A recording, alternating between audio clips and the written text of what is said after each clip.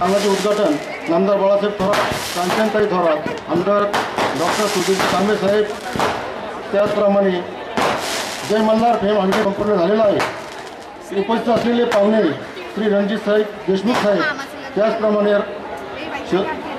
माधवराव कानोडे कारखान्याचे चेअरमन, त्याचप्रमाणे रामदासजी वाघ साहेब, माननीय ॲडव्होकेट नानासाहेब शिंदे साहेब, श्री अमित्री ईशा केसकर यांच्या हस्ते कारखान्याचे व्हाईस चेअरमन भाऊसाहेब कोटे साहेब, श्री नवनाथ तारगडे साहेब, शंकर पाटील शेमनर, श्री रमेशजी गुंजाळ, निलेश खताळे, माझे जावळे निलेशजी खताळे, अर्चनाताई बालोडे, ज्यांनी ढोमसे आणि सगळे उपस्थित बंधू आणि भगिनींनो, तुम्ही सर्वजण आलात, आमच्या कार्यक्रमाची शोभा वाढवली आणि आम्हाला तुम्ही शुभेच्छा दिल्या, आशीर्वाद देत आहात। मी तुमचं सर्वांचं स्वागत करतो, त्याचप्रमाणे मी तुमचं सर्वांचा आभार मानतो आणि धन्यवाद। आणि आजच्या या कार्यक्रमाच्या प्रमुख पाहुण्या जय मल्हार फेम ईशा केसकर, ज्यांना संपूर्ण महाराष्ट्र आणि देश बानू या नावाने ओळखतो, ते आज आपल्यामध्ये या ठिकाणी उपस्थित झाल्यात।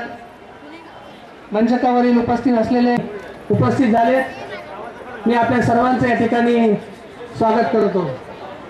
जीपी उद्योग समूहाचं जे केंद्रबिंदू आहे सुरू होत आहे।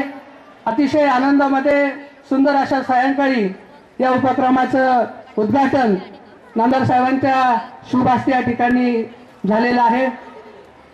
काही पुढील दिवसामध्ये अजून 2 उपक्रम हे कैलास शेठ त्या ठिकाणी सुरू करते आहे।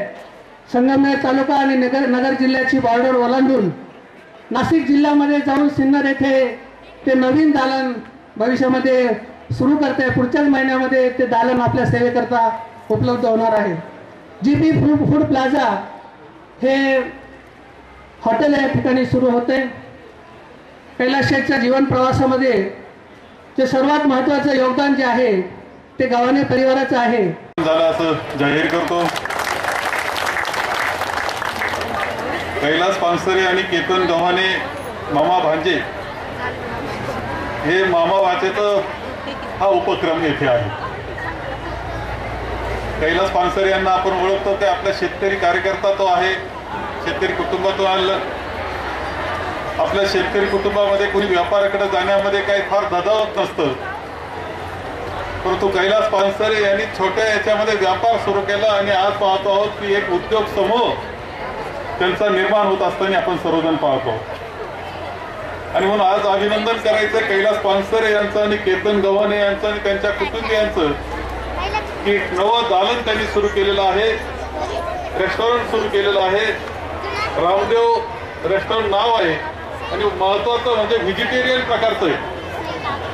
सोपं नसतं व्हेजिटेरियन रेस्टॉरंट चालवणं, परंतु त्यांनी त्या प्रकारामध्ये रेस्टॉरंट सुरू केलेलं आहे। आणि मला निश्चितपणे खात्री आहे की प्रत्येक उपक्रम जो कैलास पानसरे यांनी सुरू केला तो यशस्वी झालेला आपल्याला सर्वांना दिसतो आहे। हे रेस्टॉरंट सुद्धा खूप यशस्वी होईल। जीपी फूड प्लाझा ही पाटी आता आपल्याला दिसते, ही पाटी लवकरच आपल्याला हायवेवर अनेक ठिकाणी दिसेल आणि ती महाराष्ट्रात देशात दिसायला लागेल।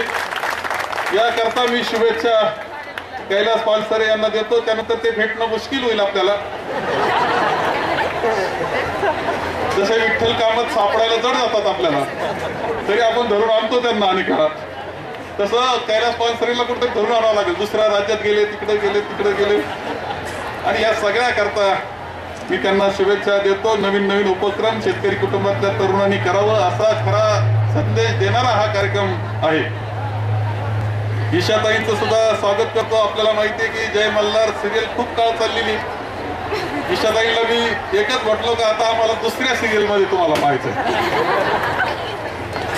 कारण काय सगळ्यांनी खूप पाहिलं, खूप आनंद घेतला त्याचा महाराष्ट्रामध्ये। ही वस्तुस्थिती आहे, मी नाकारत नाही, पण आता आमचं काय झालं की 11ला सुरू होते, 11:30ला संपते, म्हणजे 12ला झोपायला जातं।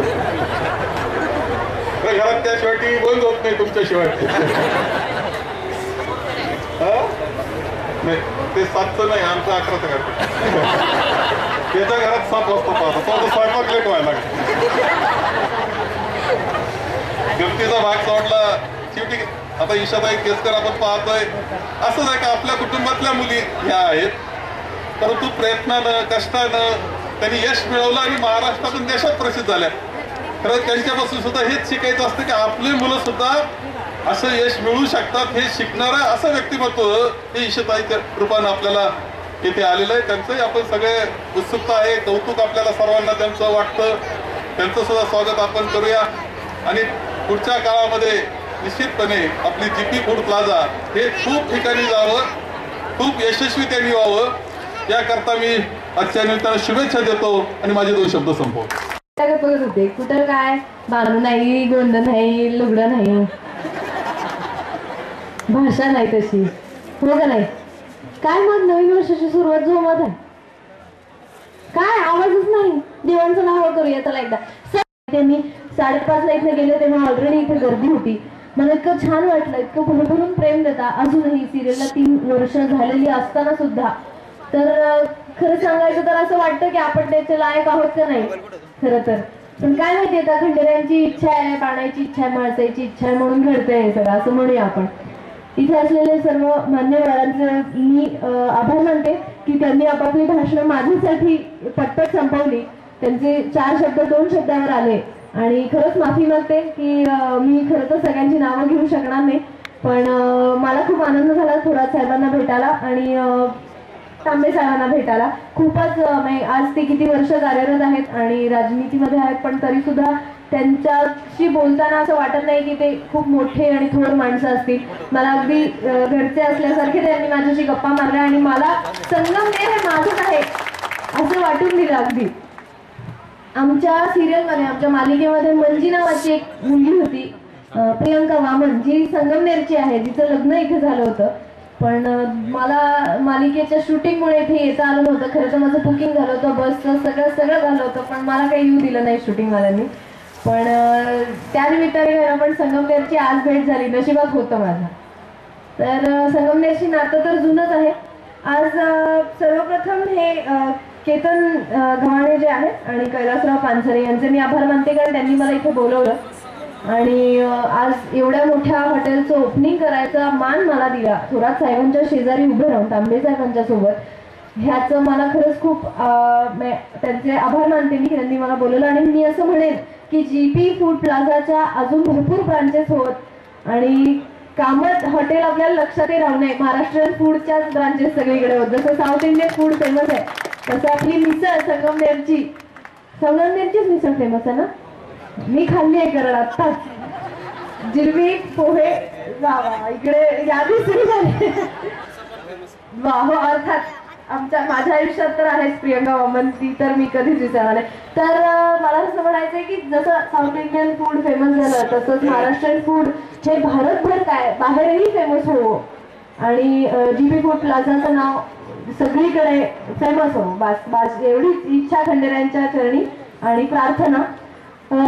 एक छोटासा प्रश्न सगळ्यांना, तुम्ही सगळे म्हणताय आता मालिका बघून कंटाळा वगैरे, पण खरं तर कोण आवडते, म्हाळसा आवडते का बानू आवडते? मी हा सगळीकडे प्रश्न विचारते, मला उत्सुकता असते काय उत्तर द्यायचं सगळ्यांनी. मला आवाज आला पाहिजे सगळ्या समूहातलं, कोण बानू का म्हाळसा? बघा बानू म्हणताय, माणसाला कळलं तिकडे, काही खरं नाही. तर इथे बसलेल्या सगळ्या पुरुषांना बघून असं वाटतं की त्यांना बानूच आवडते, पण त्यांच्या म्हाळसा इथे बसल्यात त्यांच्या त्यांचं काय करायचं? आज घरी काय भाकरी नाही, पोळी नाही, काय चपाती वेळेला नाही, जेवायला नाही, उपाशी बसायचं बस. आज मग जेपी फूड प्लाझाला यायचं. मग असं झालं कधी की जीपी फूड प्लाझाला यायचं? चालते का नाही? बघा आता सोय केली त्यांच्याच मित्रांना त्यांची. नाही खरंच सांगते, आम्ही दोघी म्हाळसा काय, खंडेराय काय, बानू काय, आम्हाला ही कार्यक्रमात काम करताना खूप मजा येते.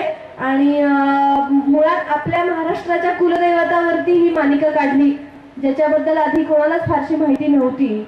आणि आज आमच्या माध्यमातून, या मालिकेच्या माध्यमातून लोकांपर्यंत त्यांच्या कुलदैवताबद्दल माहिती पोहोचते, हेच नाही आहे मॉफ आहे आमच्यासाठी, हो का नाही?